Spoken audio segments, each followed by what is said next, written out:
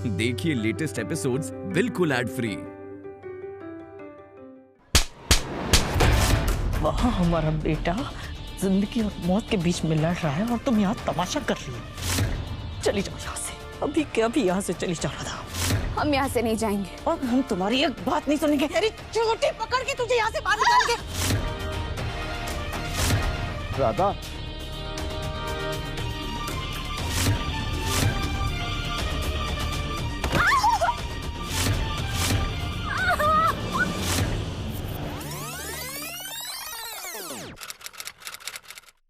मोहन जी ने जिस दिन हमारी जिम्मेदारी लेने वाली बात कही थी ना, उसी के बाद हमारी और मोहन जी की कीचड़ वाली तस्वीर अखबार में आ जाती है। और उसी के बाद अचानक महापंडित जी आ जाते हैं और हमारी शादी की बात करने लगते हैं। अगर आप अपनी पौत्री का विवाह शीघ्र करने के इच्छुक हैं तो हम मंदिर के विषय में पुनः विचार कर सकते हैं।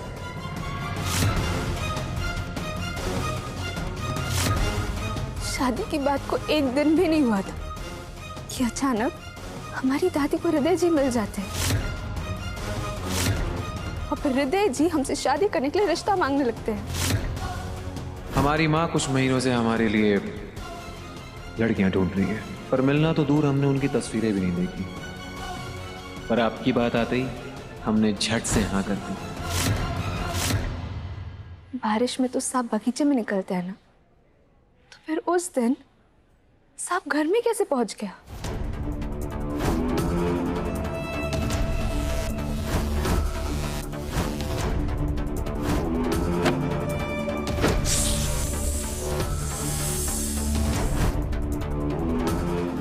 और फिर एक दिन जब हम और मोहन जी घर की बेदी को ढूंढने निकले थे, तब राहुल भैया साड़ी पहनकर उसी जगह पहुंच जाते हैं।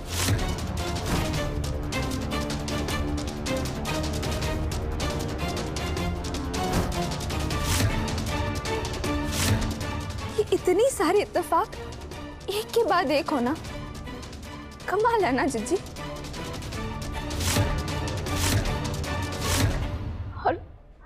और बेचारी गुनगुन, उन्होंने शादी की पत्री पर नाम क्या बदल दिया, हल्दी की रस्म में आपकी जगह हमें क्या बिठा दिया। 24 घंटे के अंदर उन पर 2 बार जानलेवा हमला हो गया। पहले उन्हें किसी ने आग में जलाकर मारने की कोशिश की, और दूसरी बार तो किसी ने उनके बस में ही बम लगवा दिया।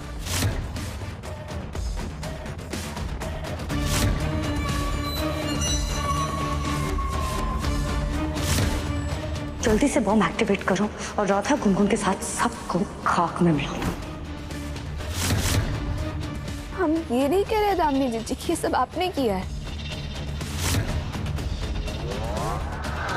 पर ये बात भी सच है ना कि उस दिन आप गुनगुन पर बहुत गुस्सा हो गई थी। और ये बात तो सभी जानते हैं कि आपको गुनगुन कुछ खास पसंद नहीं है। ऐसा कुछ भी नहीं है राधा। फिक्र मत कीजिए दामिनी जी, फिक्र मत कीजिए। हमने ये नहीं कहा कि आपने हमें अगवा करवाने की कोशिश की। आपने हमें जलाकर मारने की कोशिश की। आपने हृदय जी को भेजा, राहुल भैया को गुमराह किया, गुनगुन को मारने की कोशिश की, बस में बम लगा दी, घर में सांप भिजवा दिया। हम तो बस इतना कह रहे कि इतने सारे इत्तेफाक एक के बाद एक कभी नहीं हो सकते।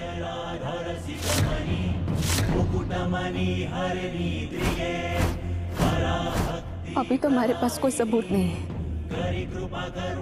पर भाग्य बिहारी जी की कसम, हम असलियत जाने बगैर यहाँ से कहीं नहीं जाएंगे।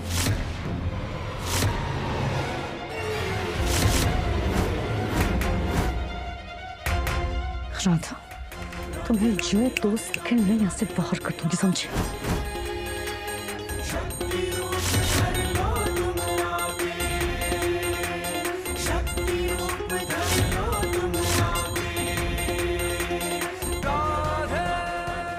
ये शहरी हाथ अपने पास ही रखिए दामिनी जी। इसमें इतनी शक्ति नहीं कि ये हमें हमारे मोहन जी से दूर कर सके।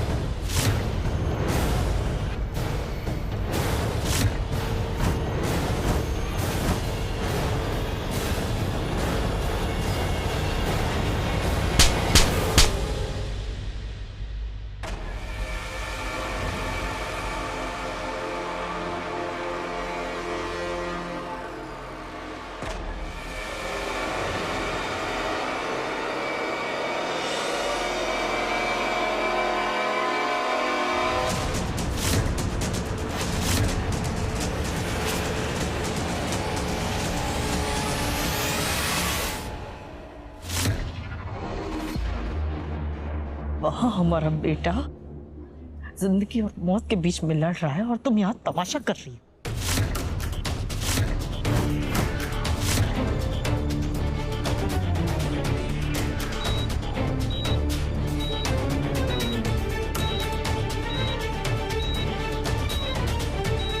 चली जाओ यहाँ से, अभी के अभी यहाँ से चली जाना था। छोटी काकी जी, आपको लगता है कि मोहन जी की हालत हमारी वजह से हुई है? सिर्फ और सिर्फ तुम्हारी वजह से यह हालत है हमारी बेटी की।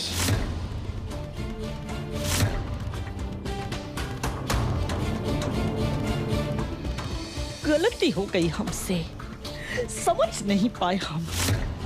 वो तो भला हो दामिनी का, जो मां पंडित जी को यहाँ ले आई और हमारी आंखों से पट्टी कटवा दी।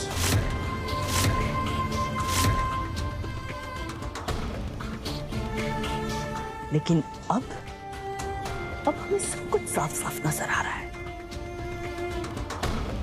जिस दिन से तुम हमारे घर में आई हो ना, उस दिन से हमारे बच्चे के जीवन में काले बादल मंडराने लगे।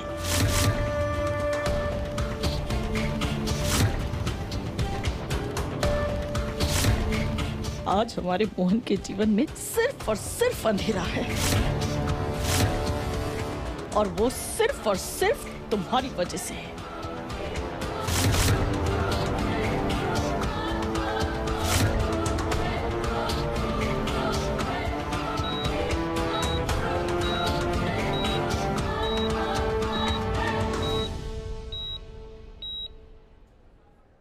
जॉय जी, इसकी बरसाने जाने की व्यवस्था करवा दीजिए। छोटी काकी जी, हमने मोहन जी के साथ ऐसा कुछ भी नहीं किया है। अरे हम भला कहाँ कह रहे कि अरे इसे कुछ करने की जरूरत भी नहीं है कत्तू, लेकिन तू खुद ही एक अपशकुन की टोकरी है। अगर गलती से हमारी मोहन की ओर एक आंख देख भी लिया ना, तो भी उसकी जान पर बनाती है।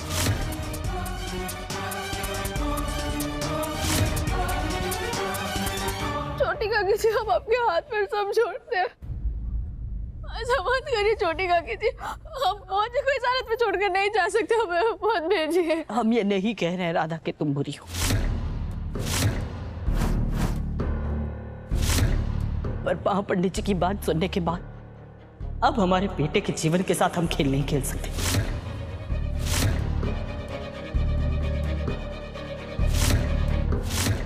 तुम्हें यहां से जाना ही होगा राधा।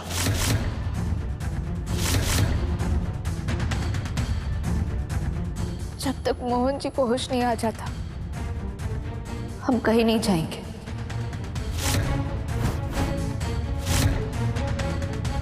बस एक बार मोहन जी को होश आ जाए, हम उन्हें एक बार देख ले कि वो ठीक है, उसके बाद हम खुद ही यहाँ से चले जाएंगे। राधा, मोहन की इतनी फिक्र करने की तुम्हें कोई जरूरत नहीं है। मोहन की पत्नी उसका ख्याल रखने के लिए यहाँ पर मौजूद है।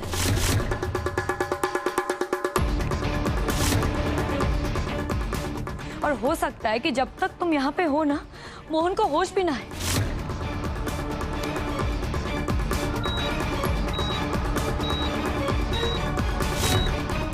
उसके साथ जो कुछ भी हुआ है तुम्हारी वजह से तो हुआ है।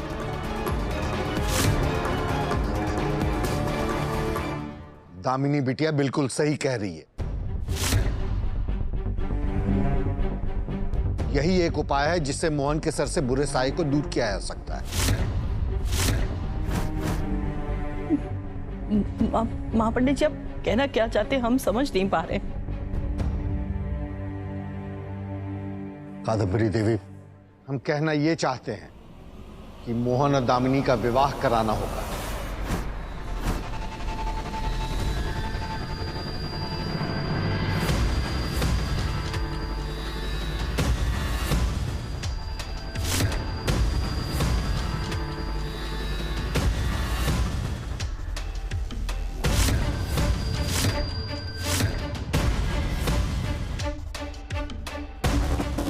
वो भी अभी के अभी।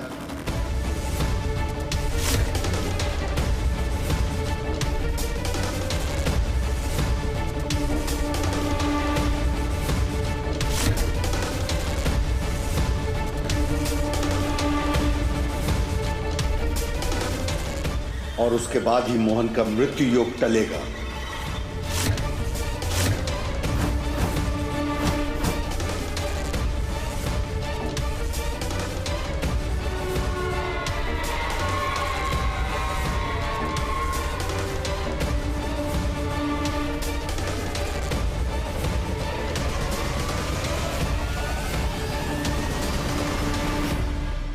दामिनी, क्या तुम इस विवाह के लिए तैयार हो?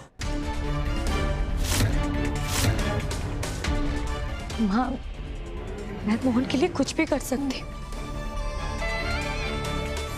अगर मोहन को बचाने का यही रास्ता है ना, तो मैं अभी इसी वक्त यहीं उससे शादी कर लूंगी।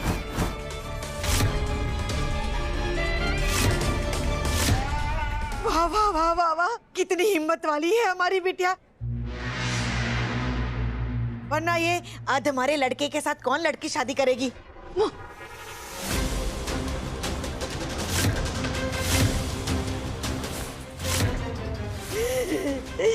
हमारे कहने का मतलब है कि कितना प्यार करती है मोहन को हमारी बिटिया।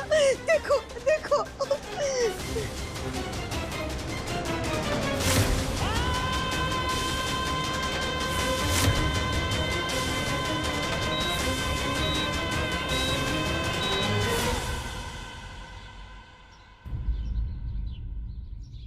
जब से गुनगुन घर आई है, न कुछ खाया है न पिया है।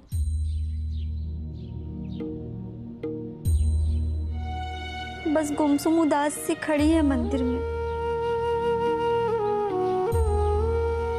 जिस बेटी के पिता की जान को खतरा हो, वो खाने पीने पर कैसे ध्यान दे सकती?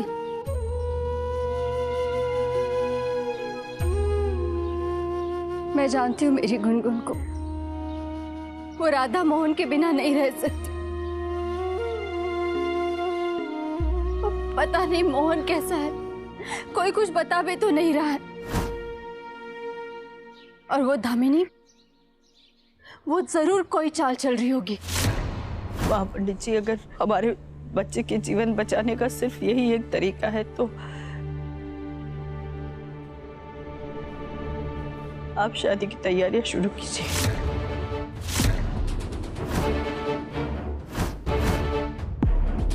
हम तैयार हैं।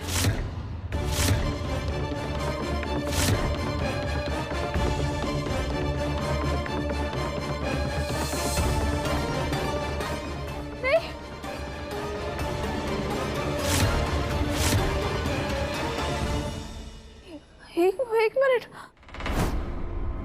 पंडित जी, हमें क्षमा कीजिएगा, पर दूल्हा बेहोश है, ऐसे में शादी कैसे कर सकते हैं आप?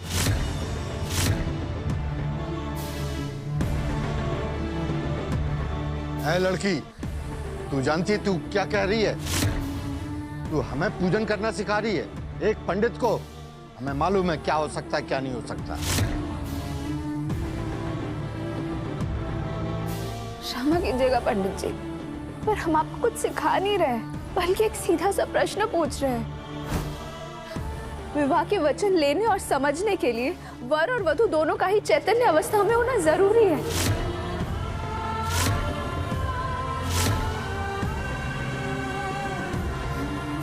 ये तो शास्त्र सम्मत है।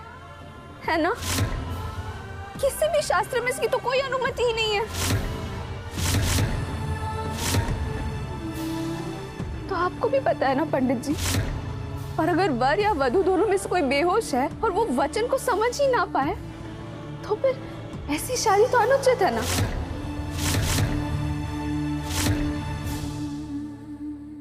हाँ, हम वो कह रहे थे, वो उत्तर दीजिए ना पंडित जी।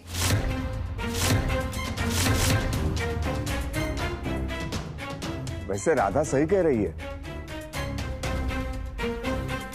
शादी के मामले में हमें कोई जल्दबाजी नहीं करनी चाहिए। त्रिवेदी जी, अगर इस शादी के फैसले से हमारे मोहन के डूबते जीवन को ये तिनके का सहारा मिल रहा है, तो कृपा करके ये शादी हो जाने दीजिए। कादम्बरी, ये राधा, आप हमें जब ब्याह के त्रिवेदी भवन में ले आए थे, तब आपने मोहन की जिम्मेदारी हमें सौंपी थी। उसी जिम्मेदारी का वास्ता देते हैं हम आपको। अगर हमारे बच्चे के जीवन की उम्मीद इतनी सी भी है, तो हमें ये उम्मीद ले लेने दीजिए। ये शादी हो जाने दीजिए त्रिवेदी जी। काकी जी, देखो राधा, घर में सब मेरी और मोहन की शादी के लिए मान गए। सो प्लीज यहां से चली जाओ।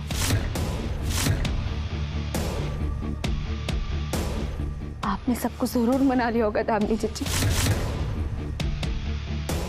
पर हमारा प्रश्न अभी भी वही है। पंडित जी ने हमारे प्रश्न का तो उत्तर ही नहीं दिया अभी तक। तो ये शादी नहीं हो सकती।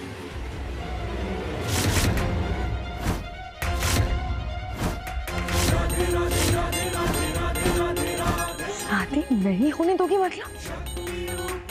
तुम होती कौन हो ये शादी रोकने वाली? आखिर मोहन लगता क्या है तुम्हारा? हाँ,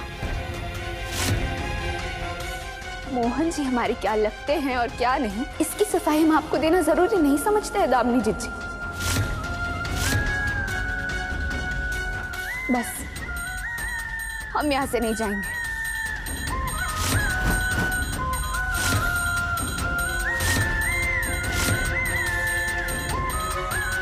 और ना ही ये शादी होने देंगे।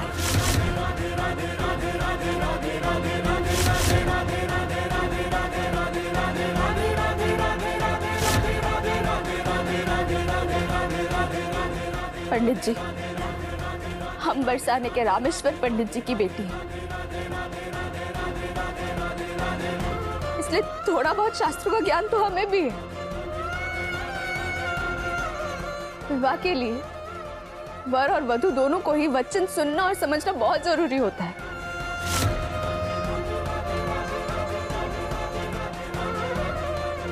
लेकिन जिसे वचन ही याद ना हो, वो वचन कैसे निभाएगा पंडित जी? शादी कोई खेल खिलौना थोड़ी ही ना है। 7 जन्मों का रिश्ता है ये तो।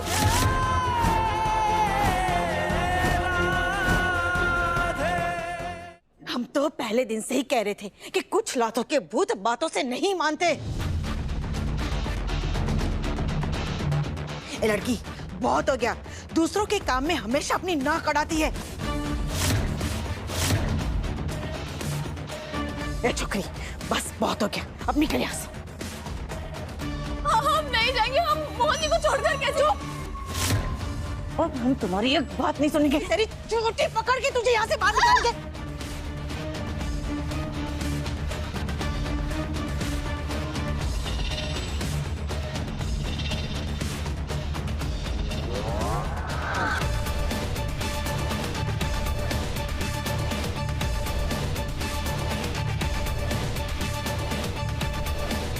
राधा, त्रिवेदी जी, अगर आप मानते हैं कि कभी हमने मोहन की मां होने का फर्ज निभाया है, तो हमें जो करना है वो हमें कर लेने दीजिए। यही हमारे मोहन के लिए सही है।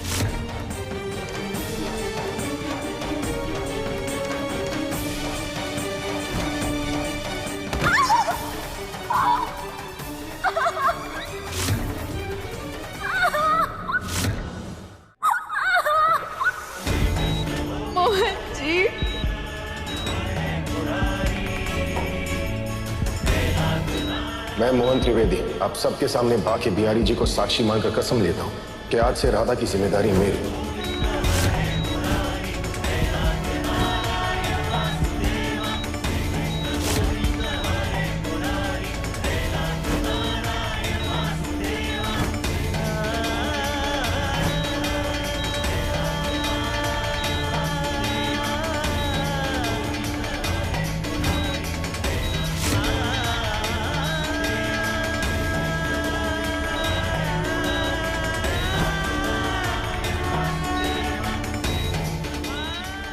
चिल्ला और चिल्ला।